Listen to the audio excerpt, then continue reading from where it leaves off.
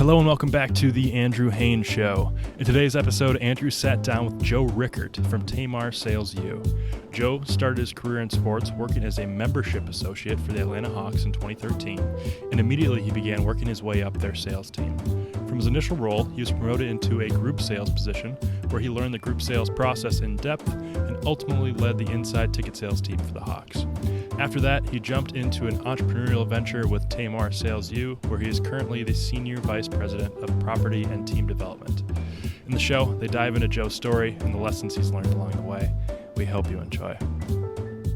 But no, we'll get started. Thanks, Joe, for joining us today. I wanted to kind of see if you could start off by just giving us a little bit of background on, where you went to school and kind of your journey through the sports world up until now. Yeah, definitely. Well, thanks for having me on, obviously, and congrats to you on getting the podcast off the ground. And thank you. Certainly a strange time all around in the world, but it's given us unique opportunities to try new things like this, right? So I think to go back to my start in this industry, I would go back to my college days, and I attended school at University of Kentucky.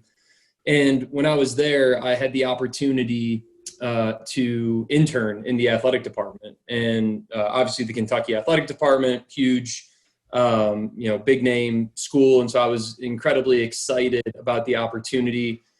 Back then, there was no sports management program like there is today. I really didn't know anything about the sports industry, didn't know anything about sales. I thought that it was just a really cool opportunity to go and have a cool internship and get to tell all my college friends that, I worked in the UK athletic department. So I did that, and that was a lot of game day responsibilities, and really enjoyed that experience. And then from there, I had an opportunity with the sponsorship rights holder at Kentucky at the time to intern there as well. And that's really where I think had my first exposure to the sales side of the sports world, and met a great mentor there, a guy named Jeremy Burson, who's down with the Nashville Predators now, helping to lead the charge on their sponsorship group. But he was at Kentucky at the time and learned a lot from him, and it was really my first step in learning the business side,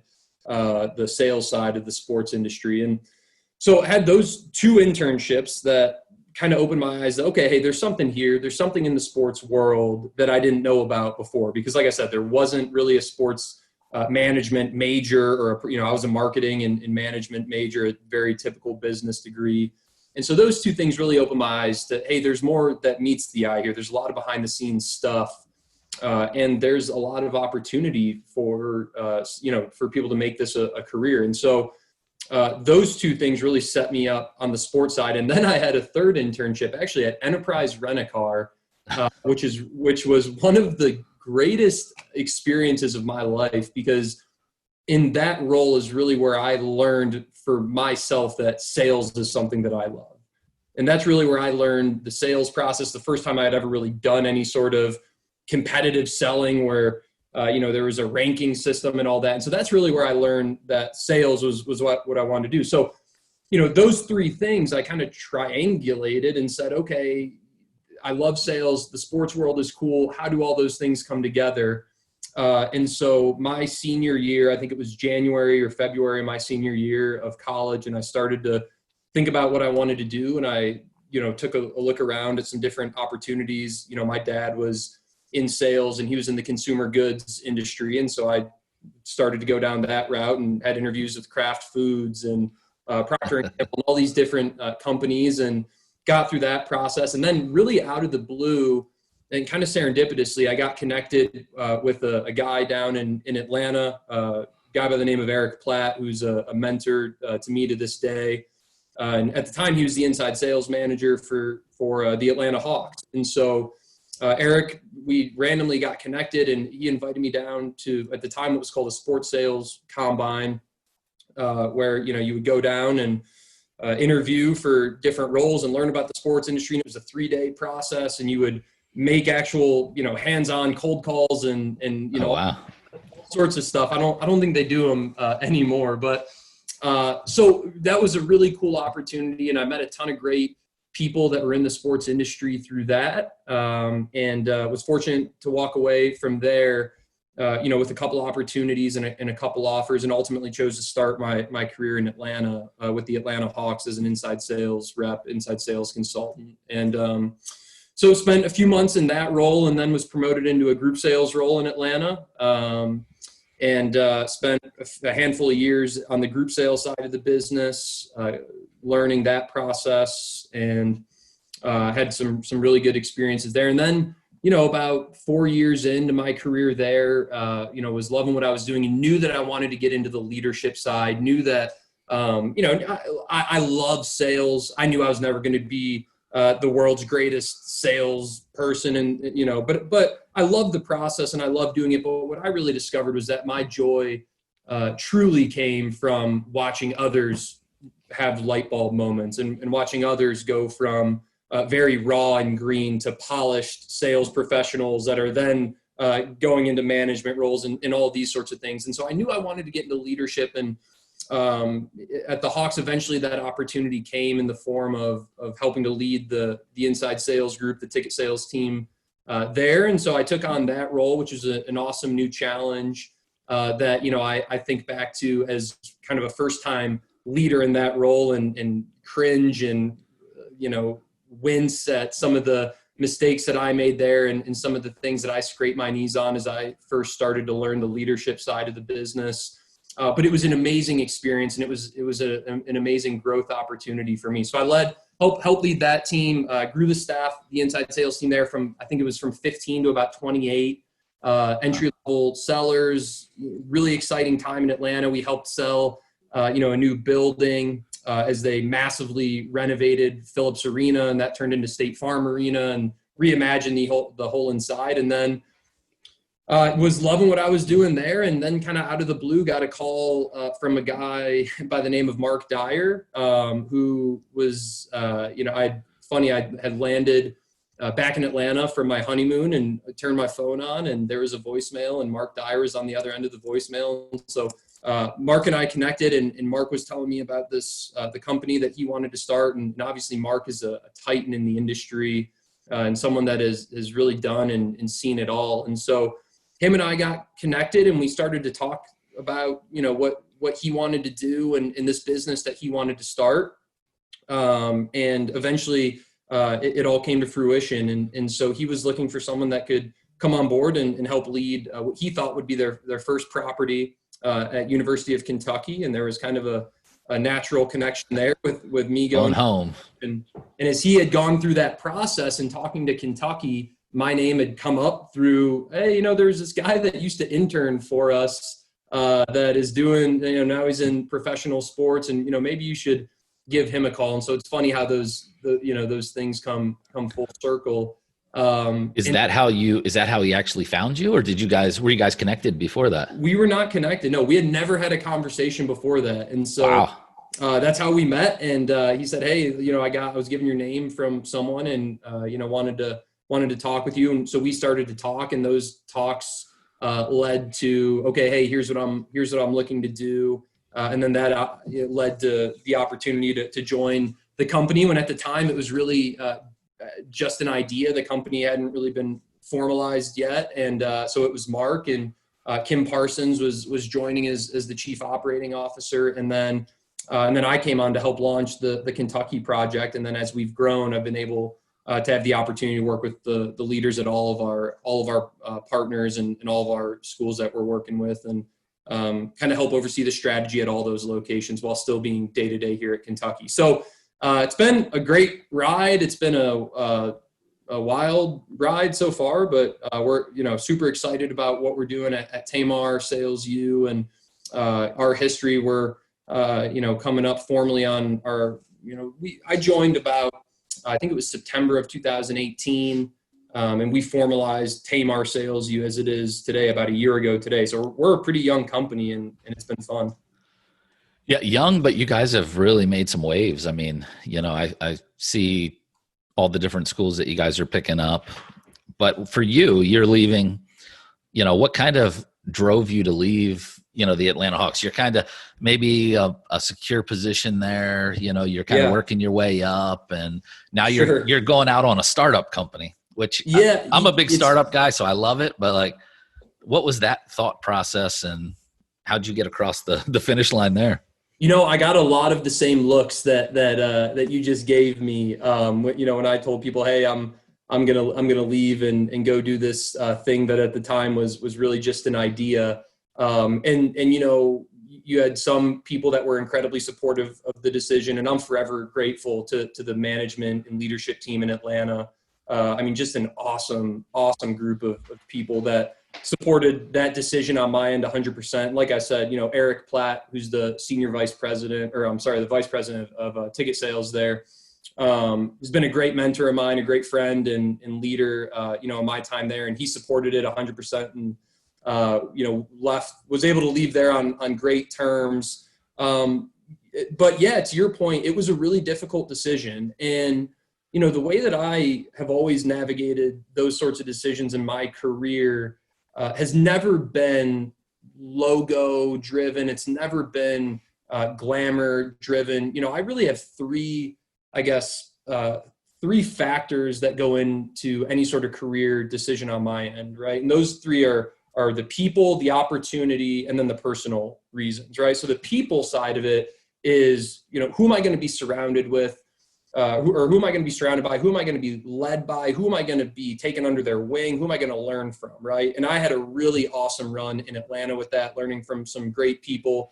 And, the opportunity at Taymar to join up with a guy like Mark Dyer, who's really done everything in this industry and is just, a brilliant leader in leading this company and building this company.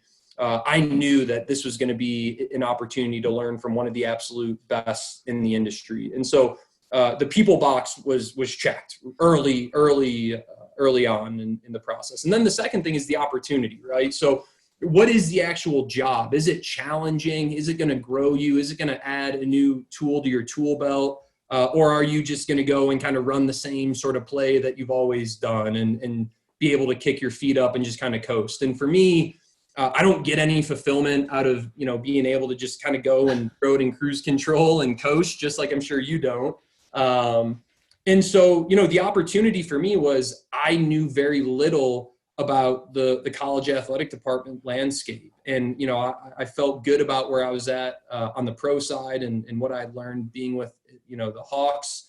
And I thought this was an awesome opportunity to go into a new industry, and B, build really a completely new company, help build a completely new company within that side of things. So, those are the first two, people and opportunity. And then third and last, I look at the personal things being, the small location, financial, right? Do all those sorts of things make sense? But I think, especially nowadays, I think sometimes those decisions get a little bit murky, right? And when you talk to people coming out of college, and it's easy to get attracted to the big logos, but really, or the city that you're going to live in, or what the team is. But for me, my decisions have always been led by, first and foremost, who am I going to be led by? Who am I going to learn from? And I'm a huge believer that if those boxes are checked, that the rest takes care of themselves. And so that was a decision that I made, when I was kind of weighing this was an opportunity to really build something special and to start something new. And to your point, I was incredibly happy at the Hawks, and Mark loves to give me a hard time because I initially told him no. And he had to, he countered that objection like the sales maniac that he is, and said, "No, I don't think you fully understand the picture I'm painting here." And so we stayed in touch. And then I said, so thank God that he stuck with me on that one.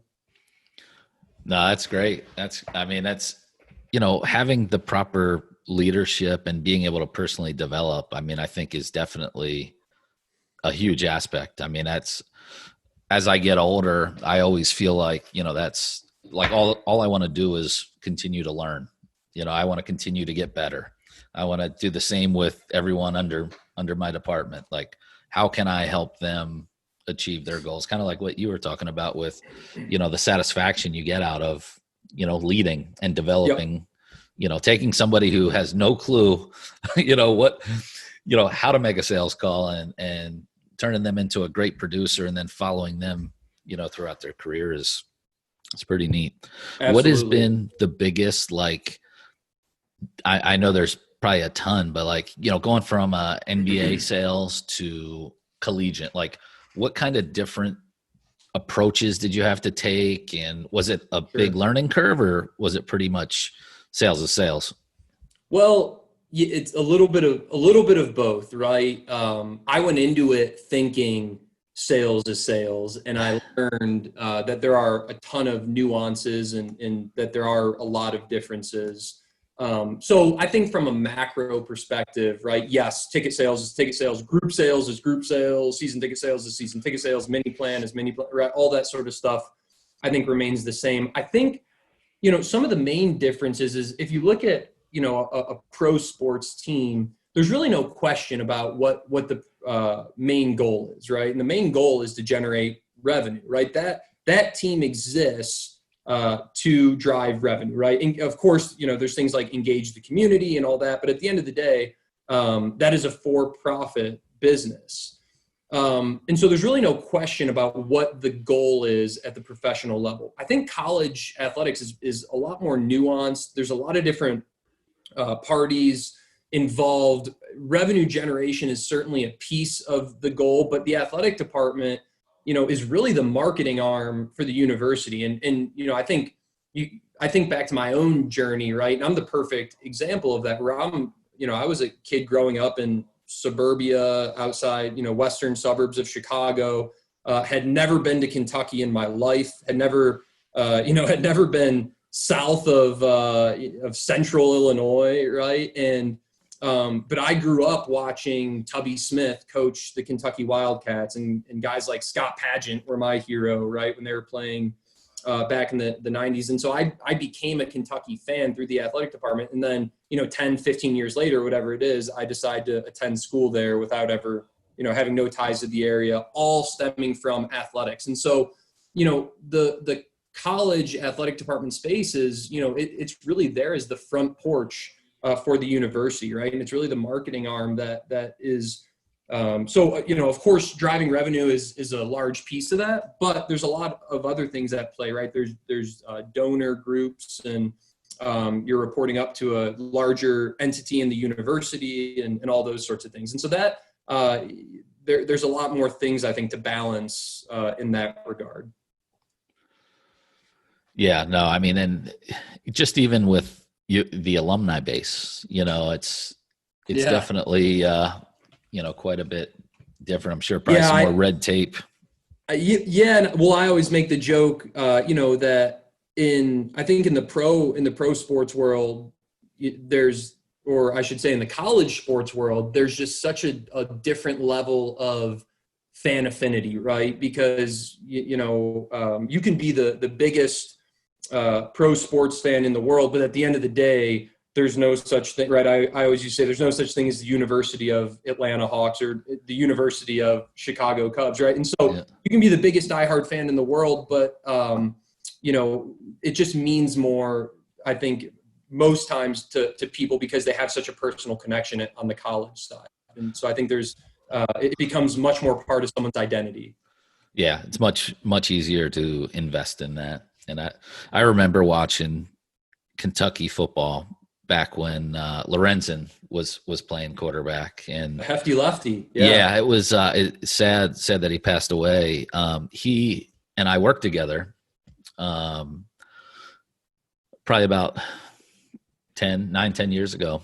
He was a commissioner of the league, and I was the league president. That's right. Yeah. So he and I got a chance to travel the East Coast for all our press conferences and supporting the teams in our league. And he had some great stories, and he was such a great person, too. But every time I think of University of Kentucky, that's my number one. I just can't help but think of him. It's a great person. It's a great person to be associated with Kentucky. He was, to your point, an absolute tragic loss.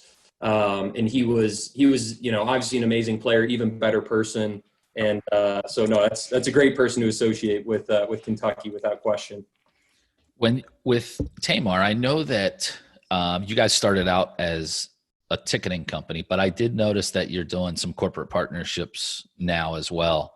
Yep. Is that going to evolve with the other cities as colleges as well, or is that just kind of a one-off type thing there? And I think No, it's definitely been an evolution process, and we started really focusing on the ticket sales side of the business, and we started out at University of Kentucky as our first place of operating, and since then we're now we have 8 partners total where we're actually on site working.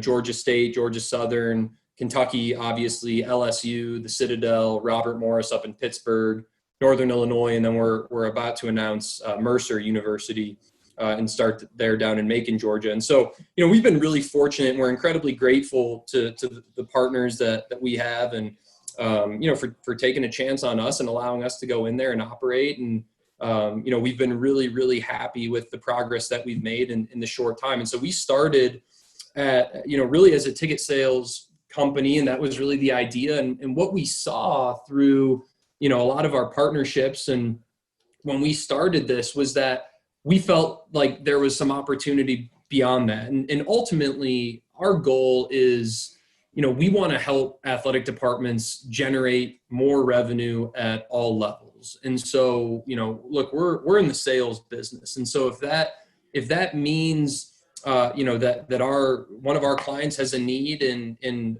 area like ticket operations or sponsorship sales or donorship or whatever it might be, we're here to plug that gap, and we're here to be a solution for them in all things revenue generating. And so, going into the ticket operations space at Georgia Southern and going into the sponsorship space at Robert Morris University really were things that all just happened naturally, right? It wasn't part of any sort of master plan as much as I would love to say it was.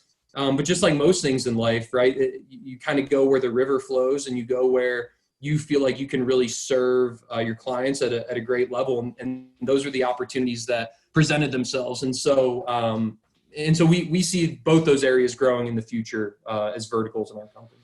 Yeah. I mean, sometimes you have to pivot, no question, and take especially up other in this opportunities. industry. So Yeah, how is absolutely. so from what I understand, your business model is maybe a little different than traditional collegiate ticketing companies. I don't know how much you can share with us on that, but how is your approach out there with the colleges? Yeah, absolutely. So I think when Mark started the business, his main motivating factors for getting into this world, and Mark had spent some time at IMG and been an architect of the IMG Learfield Ticket Solutions business. And, he learned obviously a lot through that process. And I think, when Mark wanted to start his own company, he felt like there was really room for a fresh approach, there was room for a new player to come into the space, to have, to sit across the table from an athletics director to from the head of external as the owner operator of a company, and have them know that, the president of the company is deeply engaged with every single one of our clients, serve the client schools the best way that we can, and really focus on that personalized approach. And so the way that we came to market was, we just simplified the model a little bit. And what we did is we eliminated the commission aspect of things. And, we wanted schools to have a simpler deal. And so we operate on a true cost basis with schools. And our goal is always find the right size investment for each school. And, it gives the school's budget certainty. We don't have discussions about, what the sales team can and can't touch, and kind of get into any sort of, what's able to be sold and what isn't. When we go in, we operate and oversee all aspects of that sales business, and we're able to attack the entire business. And that's everything from new sales to really hammering on renewals and mini plans and group sales, and really have a long-term strategy on all those things. And so really, Andrew, we just simplified, the partnership, the aspect of kind of how schools partner with us. And, it's really resonated with a lot of different schools, and it's been great for our growth and great for, the relationships that we've built in the college space so far. Yeah. I mean, it seems like you could definitely be a lot more efficient that way as well than having, mixed staffs and everything else. So how have you been able to transition to, single property? Now you're still at University of Kentucky, but now you have all these other properties that, you're overseeing as well. And I know you got a good team out there, but how has that adjustment been for you? Yeah. And you hit the nail on the head there when you mentioned the team, because I think it all starts and ends with our, the people process that we go through. And we spend, an insane amount of time as a company, an insane amount of time and focus and energy on our people process. And, I'm really proud of the culture that we've been able to create over the last year and a half, and really having, recruiting the right type of people, attracting the right type of people that are motivated, that see the opportunity, that want to be great, that want to grow their career, and they want to contribute to something special. And so I think it starts with recruiting and finding the right people, right? And then, we have a culture that is one of accountability. It's one of extreme ownership. And I think, I think there can sometimes be a stigma, and I read an article once about, why you shouldn't say that you have a culture of accountability, because, it gives the perception of, hey, we're going to hold you accountable. And that just means we're going to yell at you every time. Strict, That's right. And I think that couldn't be further from the truth, right? I think, a culture of accountability means that, you have expectations of performance and all those sorts of things. But it's also about celebrating and rewarding the right sort of things. And again, when you recruit the right people, I think we have just an amazing team. And when you recruit the right people, those things happen naturally, right? People naturally gravitate towards that. And if if you're someone that maybe doesn't want to, you don't respond well to challenges, you maybe want to go somewhere where it's a little bit slower pace and all that, then we're probably not going to be the right, cup of coffee for you. Because as we say, in the sales business, right, there's nowhere to hide, right? The results are, there's a scoreboard every single day on performance and all those sorts of things. But, look, we have a great balance from the personal and professional side. So, to answer your question, the transition for me has really been seamless. And a lot of that is because we have such great people on our team, and our leadership team and our leaders at each property, I always say, and I say it to the point where, our team members roll their eyes at me, but, we want our leaders to really feel like they're the CEO of their position, right? And that they're leading, that they're the CEO of ticket sales for XYZ University. And so we want them to have incredible ownership over what they're doing and feel empowered. I think if you look at some of our directors of sales and general managers on Twitter is a great example. They're engaging with the fan base and really building a brand in and of themselves. And so, we talk about this concept of being the CEO and owning your position and getting after it. And, we've been fortunate enough to find some really great people that have done that.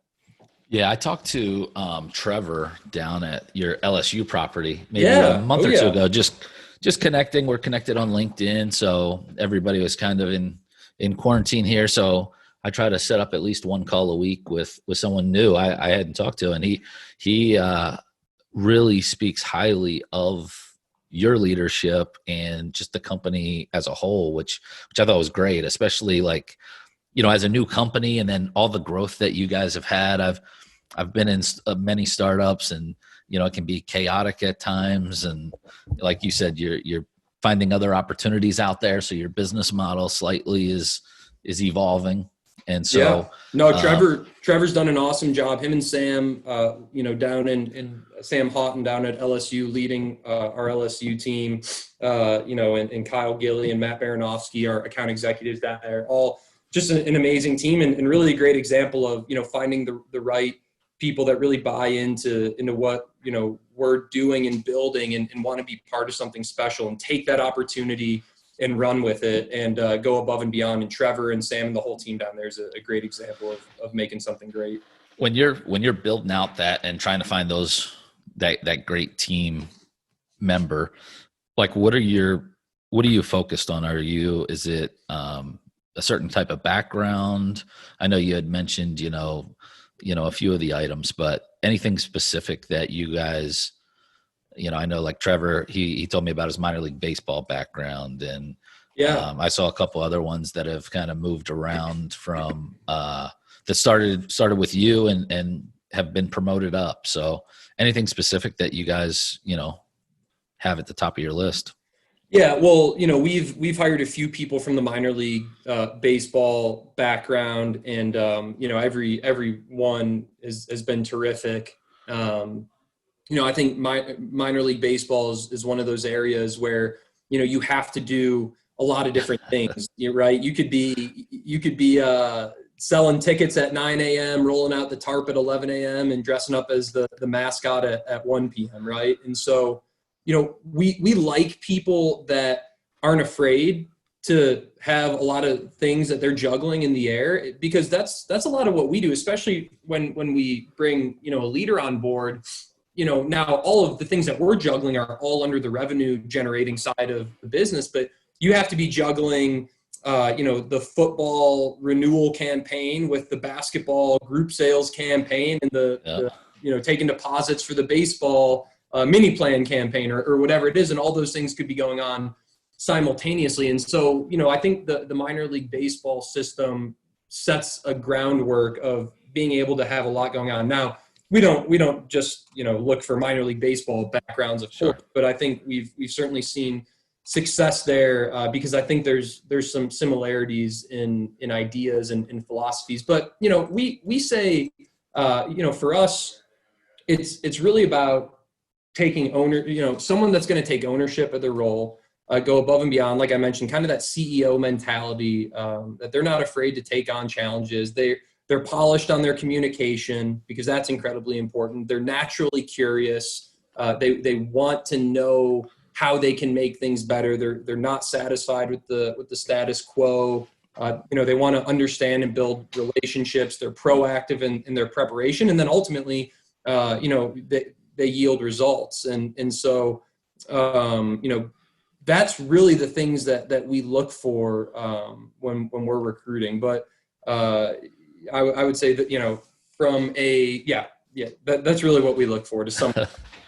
No, I mean, it's great. And it looks like you've done a good job assembling that team. And what's good is, I think you guys do a great job on LinkedIn as well, just promoting everything that you guys are doing and your staffs. And I'm sure that's going to help lead to more people sending in resumes and everything else as you're growing.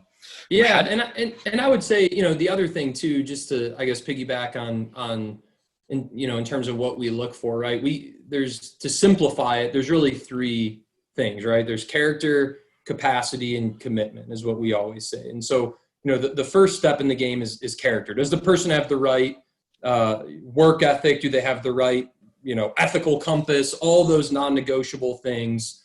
And then the second is capacity, right? So can they do the job? Is there an aptitude for sales there, right? Because we can teach those sales things and processes, but there has to be a baseline capacity, and all of it's nullified if the character piece isn't there. And then the third thing is the commitment portion, right? That's the does this person really have a burning desire to be special? Do they have a desire to go above and beyond to really help create something? And so if I could sum it up in a simpler way than I did initially, I would say it's really those three things: character, capacity, and commitment.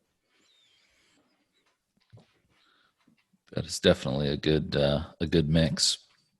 On the tech side of the world, how are you feeling that, technology or new media will play into, what we do, on the ticketing side? I mean, it seems like it's just evolving, at a rapid pace, and there's more and more tools at our disposal? It is definitely evolving. There's no question about that. And I think we're in a really interesting time right now to be part of this industry, because I think the way that fans consume games has changed, and I think it's going to continue to change. And so, you see a lot of pro sports teams that are typically a little bit ahead of the curve on a lot of these things on the technology side. And you see some of the changes that are happening at the professional level. And now those are starting to trickle into the college athletic level. And so there's no question that the world is changing. The sports world is changing how, fans interact with the game, even things as simple as fantasy sports, right? And now, all the gambling things that are coming onto the scene, right? So all these things, the way that fans engage is becoming so much broader. And so for me, I love it. I love seeing all the new companies come onto the scene, whether it's in, on the tech side or on the dynamic pricing side or, whatever it might be. And I think it's going to be each and every one of those companies is going to continue to be a huge change agent in how teams think about how they interact with their fans, how the fan experience evolves beyond just being inside the stadium. I think the fan experience is going to start to evolve well past the stadium, and you're going to start to really view the entire game day experience, everything from driving to the game, parking, tailgating, the walk from your car to the stadium. I think those are all going to start to be things that teams become much more proactive in controlling the game experience on. Yeah, no, it's definitely going to be interesting over the next 5 to 10 years, and it's going to be some fun times for us. Yeah. It certainly will be. It's a fun time to be in this industry. I really deeply believe that. I think there's a lot of change and growth and evolution on the horizon. I think we've already seen a lot of it. And if you look to how things were, in the past 5 years, even things as simple as teams transitioning to going all mobile on their ticketing, right? That was unheard of 5 to 10 years ago.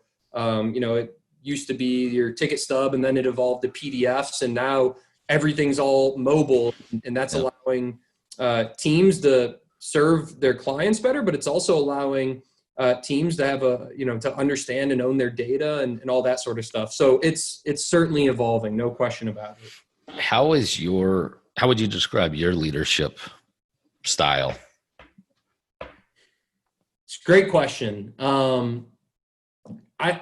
I think that from the way that I view things is I want to help guide our team to make great decisions, right? And so I will never be the person that's pushing a decision on one of our leaders, or I want to, I guess the best way to describe it would be I try to have a coaching mentality the best way that I can, because I want our team, whether they're an account executive right now, whether they're a director of sales, or whether they're a general manager, I want every single one of them to go on to do amazing things 5, 10, 15, 20 years down the line. And if that's with Taymar, awesome. If that's with another organization, then look, that's great too. And so, my number one goal in the way that I think we function from a leadership standpoint is how can I get our team to really think about things critically, to really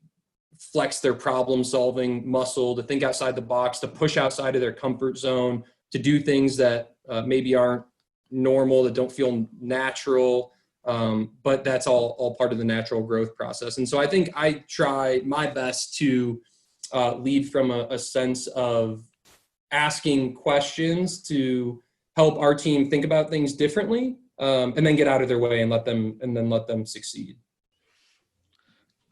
With your current role, do you also sell personally, or are you just 100% leadership right now? It's a little bit of both. Mostly on the leadership side right now, between leading, helping to lead at Kentucky and working with our team there, and then leading our, and working with each of our leaders at each property takes up a pretty vast majority of my time. But at the Kentucky level, I try to jump in wherever I can help our team out there. Yeah, it's always a good balancing act, especially now you have all those other properties out there. So absolutely makes it fun. So what kind of, you went from the MBA to Taymar, you're an executive there, one of the first few people with the startup. What kind of, do you have any career ambitions of your own as far as like, hey, you know what, in 10 years, I see myself here, or anything like that? Yeah, great. It's a great question. I learned really through this whole process that, in this industry, it's really good to have goals, but planning out your future to the T is really impossible. And that, I know, because most of the time, right, like your next role might not even exist yet. When I was in Atlanta, I had never really even thought about the college space. And then, all of a sudden, luckily for me, that Mark came knocking and the opportunity came about, and it's been amazing. And so for me, I'm loving what I'm doing right now. I'm so excited about what we're building, what we have built, what we're continuing to build at Taymar. And for me, that's really all I'm focused on right now. And that's the advice I try to give all of our leaders or anyone I talk to, and that's maybe a new graduate and looking to figure out what they want to get into, is look, the best way that you can grow opportunities, find people that are mastering their current role. Right. And so it's great to think about those things, and it's great to have ambitions of those things, but the even better than planning is executing, right? And so executing your current role, and those things will happen. But I'm really excited about what we're doing now and what I'm doing now, and Taymar and everything that's happened there. So that's where my head's at. What do you think the future looks like with Taymar? Is there, future growth plans? Are you guys happy where you're at? Yeah. I think there's definitely growth plans. We don't plan on going away anytime soon. For us, we want to grow at the right pace. We want to grow with the right people. We want to grow with the right partners.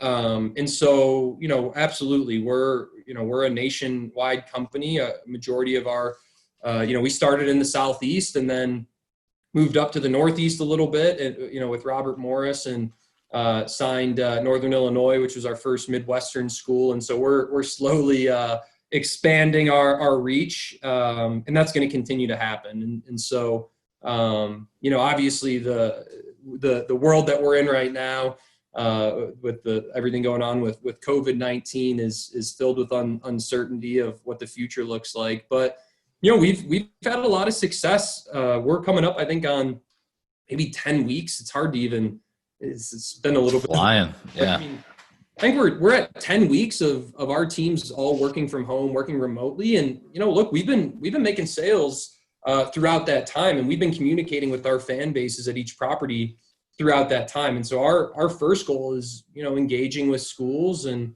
our property's best customers, and work, and their best customers are their current ones, right? Their renewal base, and talking with them and letting them know that we care about them and we want to hear from them. And, we've been super gratified by the support of each of our partners in each university athletics program. So obviously we're excited to get back under the roof of the athletics department and get out of that a little bit, but the growth is going to continue to happen. And it's been a great year and a half so far since we started all this, and we're excited to keep it going.